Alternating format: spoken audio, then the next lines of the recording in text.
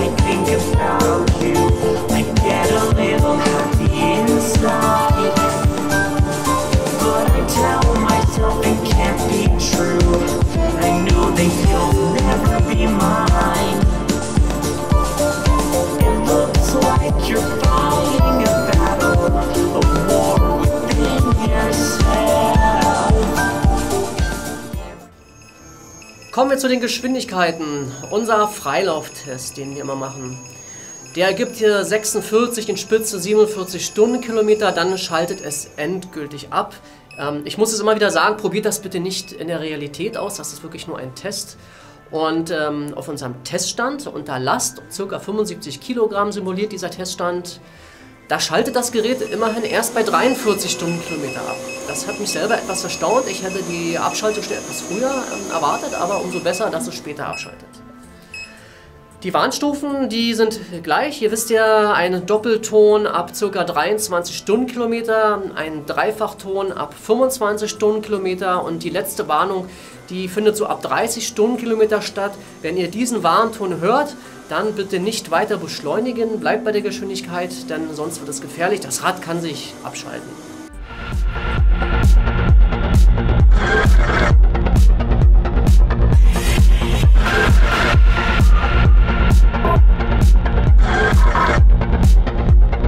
Please decelerate.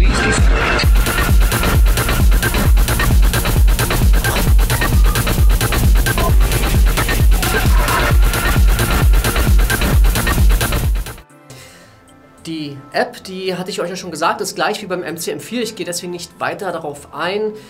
Ihr könnt, wie gesagt, die Fahrmodi verstellen. Ihr könnt die Alarme disablen. Der letzte Alarm bleibt natürlich immer an und ihr seht natürlich die Kilometer und die Kilometer, also die Gesamtkilometer und die Kilometer, die ihr gefahren seid, seitdem das Rad eingeschaltet wurde.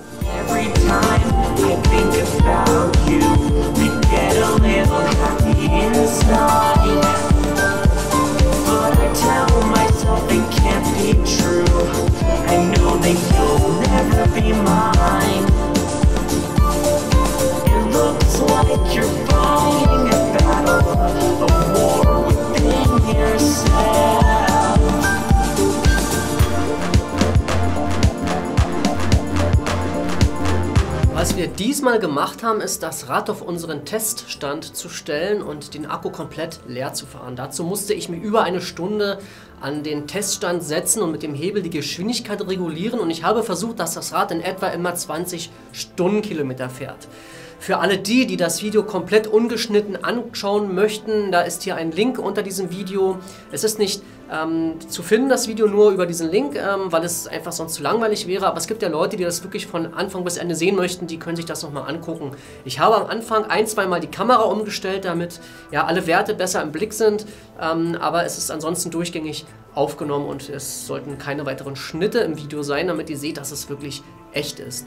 Das Rad habe ich zum Schluss ein-, zweimal ausgemacht, also immer dann, wenn es in den Overprotection-Modus ging, dann hat sich die Mileage zurückgesetzt, also dieser Tageskilometerzähler, nicht wundern, aber der Gesamtkilometerzähler, der ist ja nicht zu beeinflussen und der war am Anfang bei 5,27 Kilometer und am Ende bei 30,85 Kilometer und das ergibt eine Distanz von 25,58 Kilometer, die wir hier quasi mit 75 Kilogramm gefahren sind.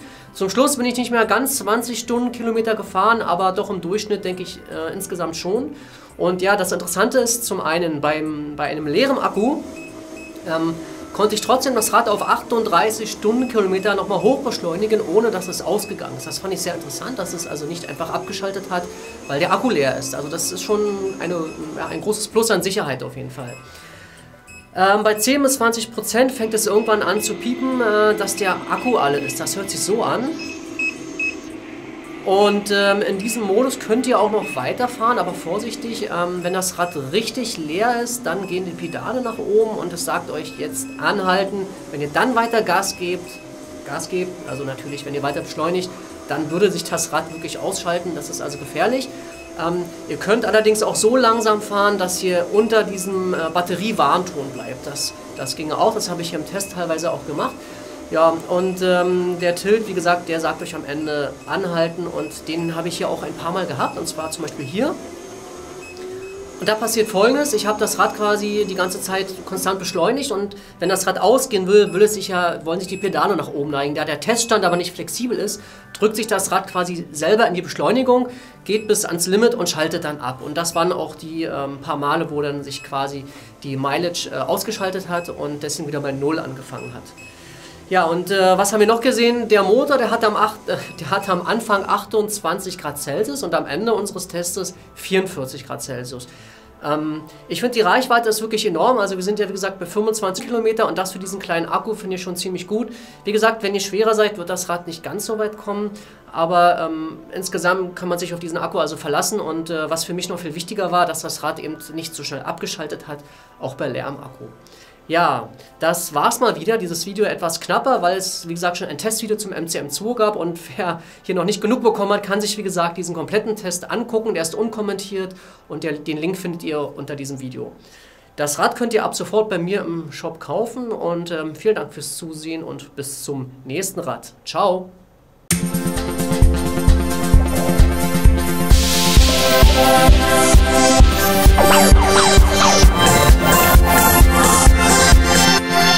Elektro mit C-Sport.de